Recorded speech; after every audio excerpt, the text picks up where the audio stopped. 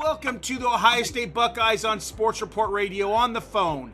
I call him an Ohio State legend on the basketball court. Now, not only on the basketball court, helping out Ohio State students everywhere. Terence Dials, welcome to Sports Report Thank you for Radio. having me on your show. Appreciate it. Thank you. Hey, Terence, let's talk a little bit about yourself. You're an Ohio State Buckeye. What is it like for you to represent your university, not only when you're in college, but out of college now too? It's special. I didn't know how special it was when I was getting recruited by Ohio State. The time that I was getting recruited, you got to understand, I was born in Detroit, Michigan, and moved to Youngstown, Ohio when I was, I think, like 8 years old. So for me, Michigan, and it's tough to say and it's tough for Buckeye fans to hear, but Michigan was like the school that I grew up liking up until the point that I started getting recruited. And then I started getting recruited, and Michigan they had a lot of sanctions and they were on probation and things of that nature for the basketball program. I feel like Ohio State was a special place. I happened to go to a couple football games in high school, and I got to see the passion that each fan had. Hey, Terence, what's it like to play at Ohio State? You were a star on the basketball court. What's it like for you to come out and be, an athlete at Ohio State? It's something that I haven't seen. I played 10 years in Europe, and I still have yet to see the passion that Ohio State fans have for their sports. It's one of a kind. It really is. Terence, you were Big Ten Player of the Year, the top level of play. What was it like for you to play in the Big Ten and represent Ohio State? It was a rugged conference when I was coming in as a freshman. We had a lot of NBA guys that was on rosters in various programs like Michigan State, Iowa. So the competition was top notch. I mean, through year in and year out, it's considered probably the best conference throughout the season. Now, obviously, we don't have the national championships to back that up, but throughout the season, we're normally ranked number one as far as conference ratings and toughness. So I wanted that type of competition coming out of high school, and I definitely received it all at Ohio State. Hey, Terence, what's it like to play professionally? A lot of kids come in like yourself. They may have dreams for the NBA, but they can carve out a great career, make some money professionally. What was it like for you to play professionally overseas? I would tell you my first year, and a lot of guys go through this, as I talk to, guys who are much younger than me as they embark on their professional career.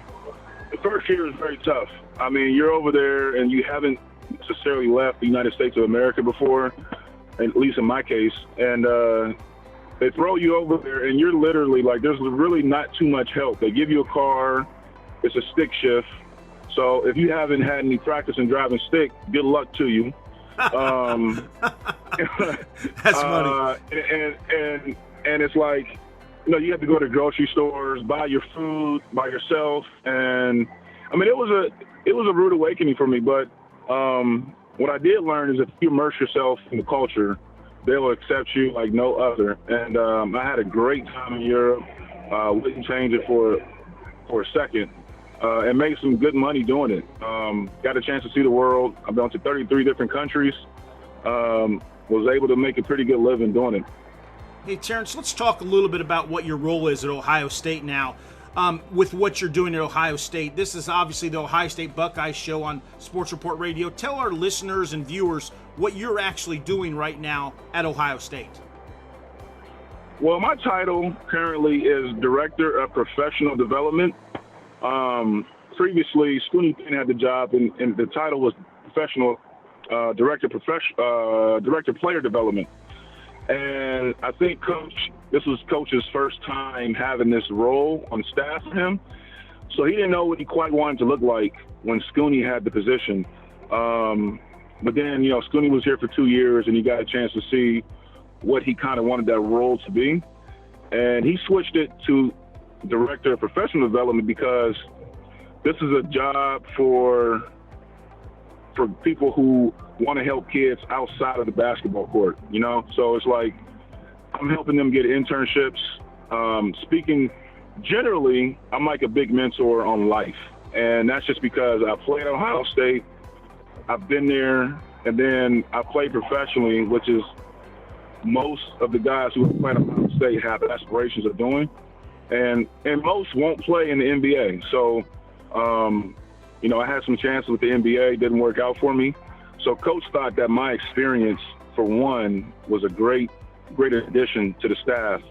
For two, I've done things outside of basketball in the professional work life. So I sold medical devices prior to getting this job at Ohio State. And Coach wanted that type of experience to talk to the guys, to be able to relate to the guys, because once the ball stops bouncing, you have to have a backup plan. And he saw me, he saw how I conducted myself. And I was around Coach Holtman a couple times previously at a couple golf outings. And, we talked, but he wasn't the coach that I played for. So for him to give me this opportunity speaks volumes to his character. Hey, Terence, that's so really cool what you're talking about and helping mentor college kids, and as they go to professional life. But what do you tell young guys coming into Ohio State what it means to be an Ohio State Buckeye and what it means to come there to play sports at the highest level? I think it's awesome you take care of people afterwards. That is such a great goal. But what do you tell the young ones that come in? That you're going to be there for them forever? Or what are some of your lessons that you teach them? Well, I tell them, for one, I do statistics. Every basketball player that comes into Ohio State on a scholarship thinks they're going to go to the NBA. It's a rude awakening, once that doesn't happen, and a lot of guys aren't prepared. So what I do is I give them facts. I give them percentages on guys who play in high school versus guys who play in college versus guys who make it from college to the NBA. Their eyes get really big on that point, and that's the very first year, my freshman this year. But I tell them, play for the name in front of the jersey, not for the name in the back. And when you do that, people in Columbus and even the surrounding states that, we have the biggest alumni base in the country. So, like, when you take pride in playing for the name on the front of your jersey, people notice that, and they want to take care of you here in Columbus. That's the biggest thing that I've seen. So, like, I tell them to cultivate the relationships here, network as much as you can. Anyone who's around the program who comes in the locker room, introduce yourself. That person that you're introducing yourself to could be a future employer, could be a future business partner, could be someone you can lean on in the future. That was one of the things that I didn't have. When I first came into school, I didn't know how to network. I didn't know how to cultivate those relationships. Luckily for me, I was a personable guy. I was very intelligent and kind. So, like, when I saw someone, I spoke to them. That's just how I was raised. So it helped me in the long run, and that's what I try to tell the guys now that's coming in from Ohio State.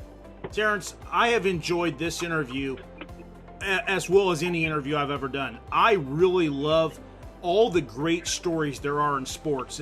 We talked earlier off air, our goal is to promote all the good things happening out there, and talking to you, it has just been phenomenal, and I hope our listeners and our viewers that listen to this understand what it's like, and you've been able to give them your time to talk a little bit about what you're doing and just the great things you're doing to mentor these young athletes coming in. Phenomenal. I can't thank you enough for doing this interview. This has been a pleasure for me to do this, and I don't say this very often. Terence, thank you for what you've done. Thank you for having me on your show and giving me this platform to let others know what my role is and how I try to help athletes. It's definitely a passion of mine to help people that's been in the position that I've been in. I know what they're going to kind of face as a college athlete. So just trying to steer them the right way and try to do anything I can for my university and my team. Thanks, Terence, so much. We'll talk again soon. Thank you. Thank you for having me. You have a good day.